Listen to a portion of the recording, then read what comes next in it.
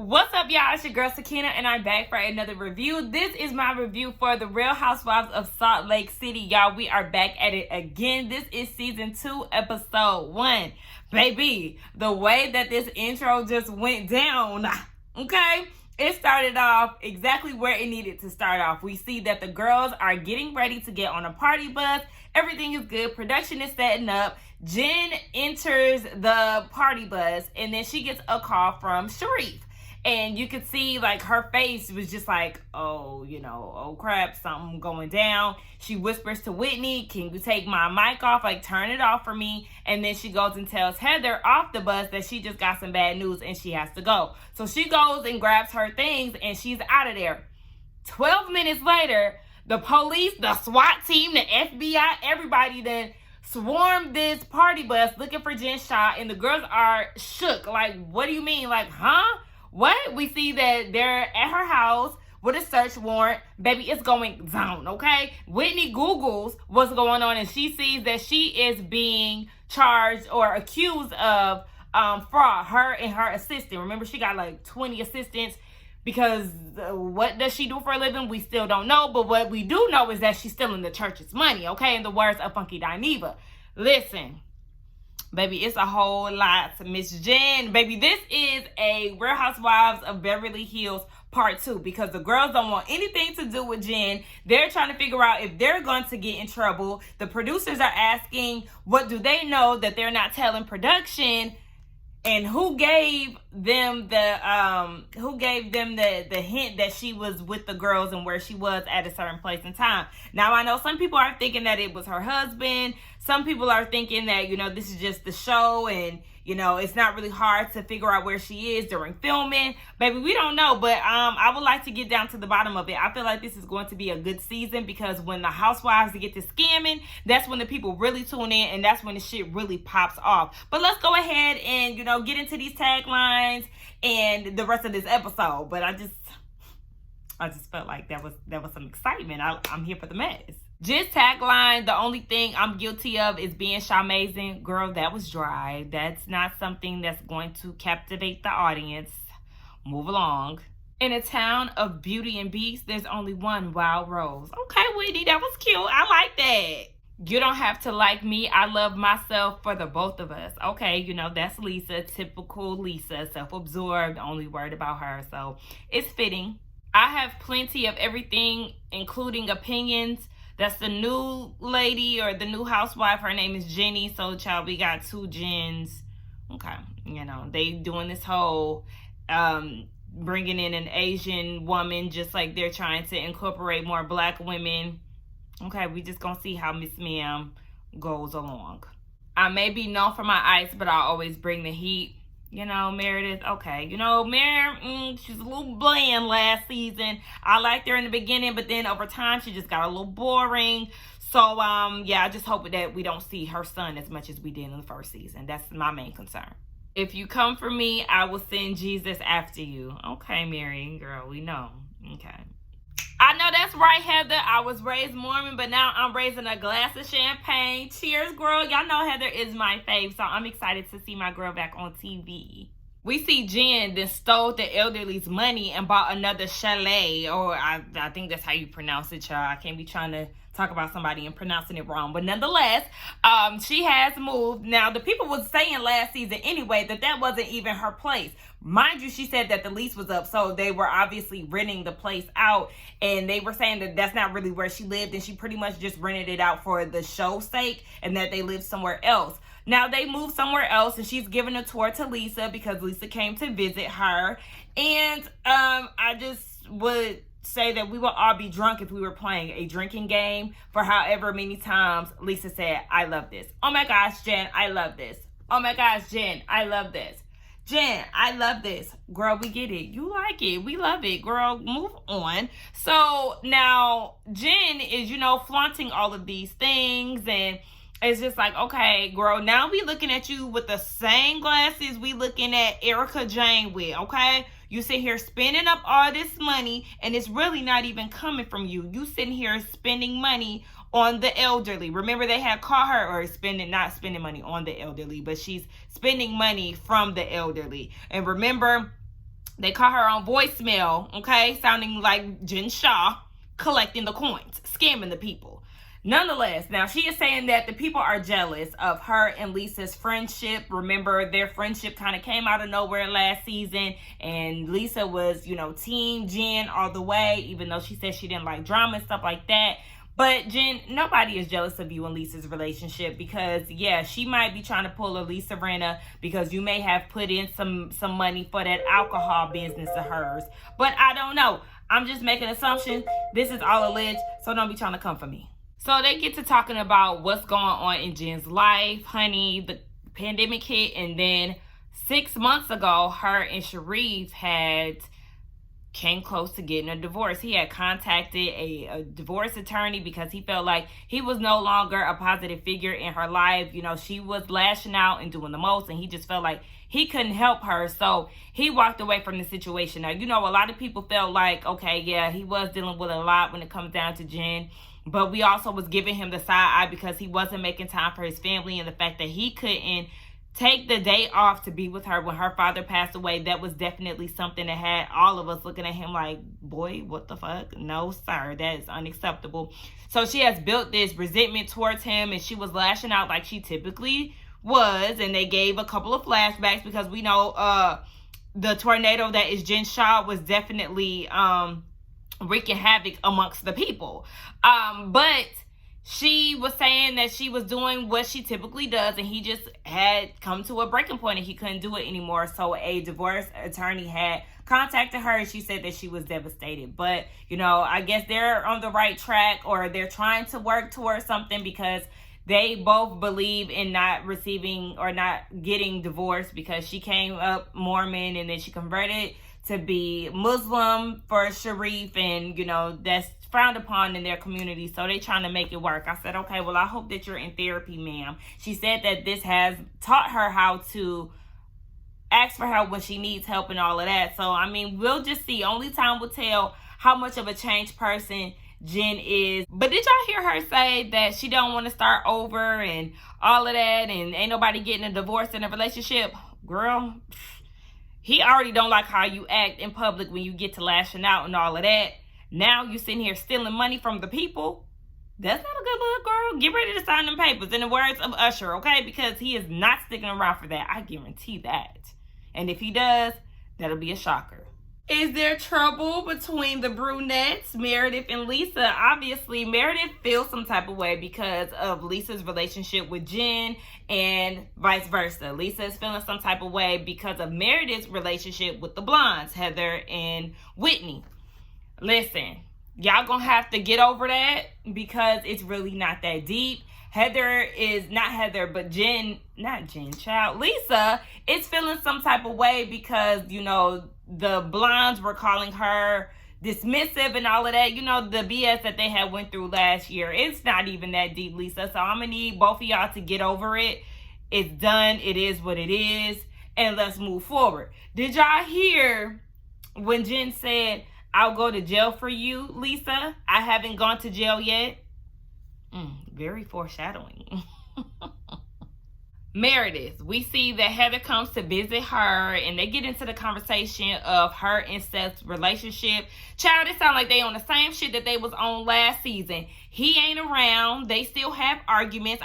Couples is going to do that regardless of whatever. But she said that he's going to be around more often. It's more 50% instead of a lower percentage, or the percentage that he was in last time. Now, they also moved to a new place. I'm like, okay, so let me find out everybody is moving on season 2. Everybody that got them Bravo checks, and now they ready to move around. Hold on now. Secure the check first. They established anyway. But I do like this house way more compared to the house that her and her kids was living in season 1. It just wasn't as cozy as this one is. So shout out to the upgrade. I can appreciate that. Now, Heather is saying that her daughter is getting ready to go off to college. In the Mormon world, they would typically go to BMF, blowing money fast, I guess. I don't know, community college. I don't even know if I'm getting the the initials right, or the whatever the case may be. Child, she's supposed to be sticking around and finding her husband at an early age and being a good, wholesome girl, okay? But no, Heather is going against the grain. She wants her daughter to go away for college, but the thing is, she doesn't really know too much about it because she did go the Mormon route, so she doesn't really know how to guide her daughter in that area. Her daughter wants to go to California. Sis, go. Heather wants her daughter to be a good time girl, okay? Because, she was falsely accused by Lisa last season, and she was like, I wish that I was that. But I'm going to hand it off to my daughter, and I want her to flourish in being a good time girl, okay? Go skinny dipping. Go do all the things that you should be doing in the college realm, okay? Do all of that. I don't know what made me say go skinny dipping. Is that what I just said? I think I did, but I don't know why I just said that. But, do college things, girl. Just don't go and get pregnant or do nothing like that, girl. Just live your best life, essentially. We see Whitney Rose with her family now. She is doing a birthday celebration with her stepchildren, and they definitely look like her peers because they are. Whitney is 34, and she has stepchildren that are in their late 20s. They're in their mid to late 20s. Awkward. Okay, she said they be pulling up at the house with people that she went to high school with, calling her mama. She said, I ain't your mama. I said, okay, that is weird. That is awkward, but that's just what it is when your husband or when your daddy is dating somebody young, around your age. Unacceptable. My daddy know not to play with me. Do not date anybody around my age because that's very creepy. Now, she's saying that she is rebranding. She is doing she has a skincare oil that she has created, and it's been going for 4 years now. She said that she tired of sucking dick for money, so she got to get this cash. I said, okay, girl, you on Bravo now. You ain't got to suck no peen for no money. You creating your own checks. Dude, you got multiple streams at this point. You got the skincare line, and you got the Bravo checks, okay? So make it work. Now, she was drunk as hell. This is a birthday celebration for her stepson's wife, and she done dropped the cake. I knew she was going to drop that cake. Now, she was able to save it the first time because it fell down, on the base that it was on. And then she went and tried to go reach for the place after she picked the cake up, and then it flipped upside down. I don't know why. I was highly annoyed, but it was slightly funny. But I was more annoyed than anything because I'm like, okay, you had a second chance at life, and then you killed the cake the second go round. Like, girl, no. Child, we get to Mary. All right, now Mary then been stuck in the house for 6 months by herself because, what's his name, Robert Sr.? Child, her husband / step granddad. He had been in Florida, and he was scared to travel back home. So she had been in Utah with her son, and he's not really talkative like that. So she started talking to herself. I said, okay, well, I thought you was doing that before the pandemic, but nonetheless, she started a podcast. So she's there with 2 of her friends. They're getting together to do this, and they don't really seem. I'm judging them already, and I ain't really seeing too much. But I don't know how this podcast, how entertaining this is going to be. Nonetheless, one of the guys start with a prayer. And he came in hot with that prayer. Okay, Father God, yes, we're going to walk in your light. He just going in. He in his bag. He in his preaching bag. And Mary had to stop him like, hold on, wait. You ain't got to do all of that. Let me show you how to do this. So then she says a relaxed prayer, real short and simple. And she said, that's how you do it. I said, okay, well, get him together, Mary, because he definitely was going in, okay? Y'all, why don't I ever believe Mary when she get to talking preachy? Nonetheless, they start talking about children and how they have so much access to money and things of that sort, and how she just wants her son to be independent, have his own money and all of that. And then they get into the topic of what they were doing when they were younger. Baby, Mary was hitting the blunt, okay? I said, listen, girl, don't try to act like you did it one time, because you was talking real loosely about marijuana, okay?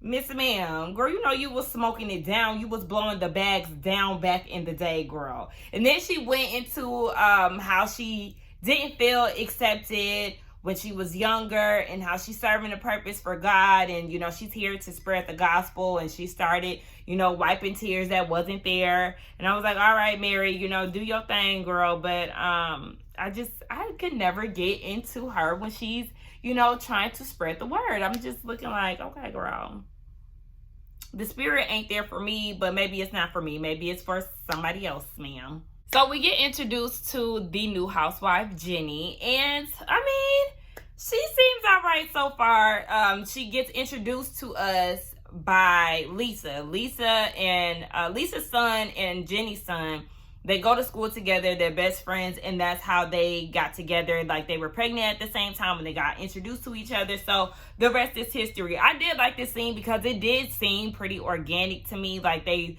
literally do have great chemistry with the kids. And then Jenny's husband, they get to telling the story of how they came to America. She's Vietnamese, and she was in the midst of the war. She was in the middle of the war, so they escaped, and then they got found by some Thai pirates, and then they got saved by a Christian community, child. I can't remember what the word was, and that's how they came to America, and they were in Long Beach. She met her husband from her sister-in-law, and it was a blind date situation, and it's just been on and popping ever since. They've been married for 14 years. He's a chiropractor. Lisa's son was feeling congested or inflammation in his chest, so we seen that he was, you know, cracking them in all the right spaces, trying to get him together. So I did like the scene. I mean, so far so good. It seems like their family is really connected, and I don't know if this is going to be like an issue with Meredith because Lisa is bringing another best friend on the show or what, but we'll just see. But so far so good with Miss Jenny. I'm feeling the vibes. Over at Jen's house, she's having a family gathering. Remember, her and Mary had that whole hospital smell beef last season. And remember, her aunt had got her legs amputated. So her aunt is in attendance.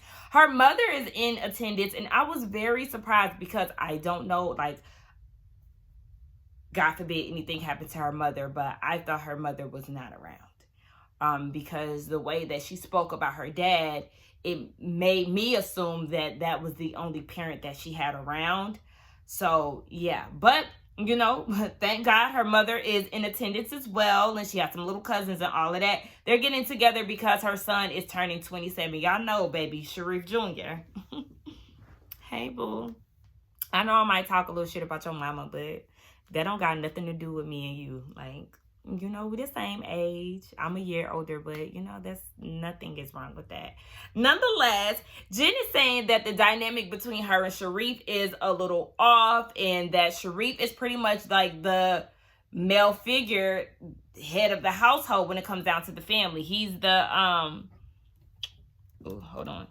Yeah. Everybody looks at him like that father figure because Jen's dad passed away and her granddad has passed away. But I'm like, you about to fuck up the family dynamic because you out here scamming the people. So, yeah, Sharif is going to leave you eventually, I'm sure. So, yeah, your family is really about to be in shambles because of you. Now, the Blondes, Mary and Meredith, they all go out to eat in a little igloo-esque type of place because, you know, the whole bubble situation because of the pandemic. But, baby, I am Heather, okay? Not really, but, like, I aspire to be her when I go out with my friends. Like, you know, baby, we're ordering this. Give me this. Give me that. Yeah, make sure you order 2 of them. We're going to get this and we're going to get that. Yeah, all together. We're going to do a family style because she said she's not going to sit around and wait on these girls to order because she don't want to be splitting a side salad with Mary. I said, hello, thank you. I mean, if I wasn't vegan, I would love to do that with my friends. However, I don't really have any vegan friends. If anybody in Atlanta want to be a vegan friend of mine, let's hit the streets and live. Like, who am I kidding, girl? You don't even go eat in restaurants no more. Anyway, you know, I just love to see it. I wish it was me. Meredith shares that she lost her dad, and the girls rallied around her because Heather had recently lost her dad along with Mary, so they could relate to her. And they were supportive of her. I felt very bad when she said that he had dementia, so she had lost him emotionally early on. That is so sad, like very sad. And I love my daddy, y'all, like for real. I was just talking to him earlier, and I even put it on Instagram. Like, I love my daddy, you know. He really here for me. But yeah, so definitely hope that Meredith and all the ladies who have recently lost their dads can find some type of I don't even want to, yeah. I just pray for them. So they get into the conversation of the girls, Jen and Lisa.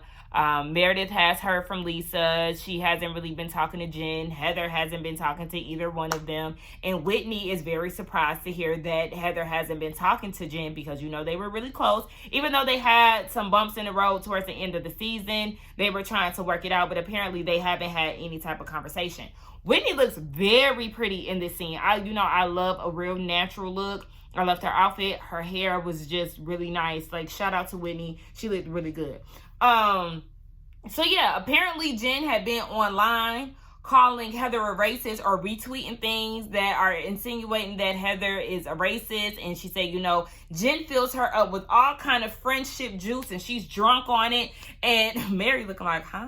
In her confessional, she said, I don't want none of Jen's friendship juice, no, it gets me riled up. And okay, because Heather, what was that? Yeah, why would you say that? Like, are you trying to say that you're still open to be friends with her, even though she's calling you a racist and she does all this weird shit to you towards, not towards you, but, and behind your back? That's what I was trying to say. Why was I struggling trying to say that? She was doing weird shit behind your back, girl, calling you a racist, and you want to be friends with her?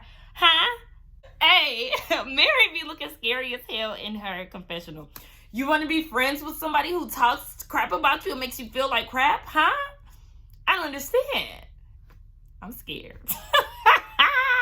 All right now, Meredith, I'm going to need you to stop trying to act as if your son is not gay. Because we all know that Brooks ain't getting in between nobody's legs that got a vagina. Stop playing with us, girl. So yeah, she was just saying the fact that Jen had been saying some things in regards to her son, some homophobic things, but she got the nerve to try to call Heather racist, Mary racist. Like, these type of things are unacceptable. Like, I understand you feel some type of way about that, but don't try to act as if your son ain't out here catching the D, because he ain't slipping in nobody's vagina.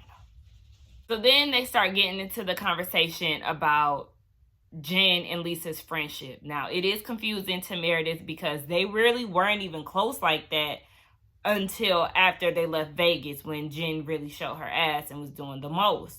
So Meredith is kind of looking like, okay. And then Whitney is like, okay, well, let's use this example now. If Jen was talking shit about Lisa's kids, how would she feel if you decided to go and be friends with her? And this is funny that this had came up because my friends had a recent situation like this where this girl said that she was going to spit on my friend's son, but my other friend had been like, having conversation with her on Facebook, and she's like, okay, so why you kikiing with this girl when she said that she was going to spit on my son? Now, my whole thing was, we're best friends. We're already locked in. We've been friends for years. Don't question her friendship because she's having a conversation with somebody that she went to high school with.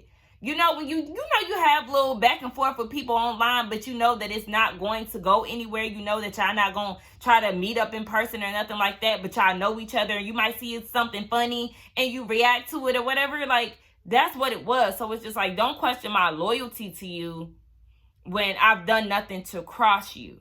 I don't have beef with this girl. No, she shouldn't have came at you about your son or whatever. Y'all let me know what y'all think, because I didn't feel like it was something where she should have questioned her loyalty, because that's not what she was on. She wasn't doing anything to betray you. I mean,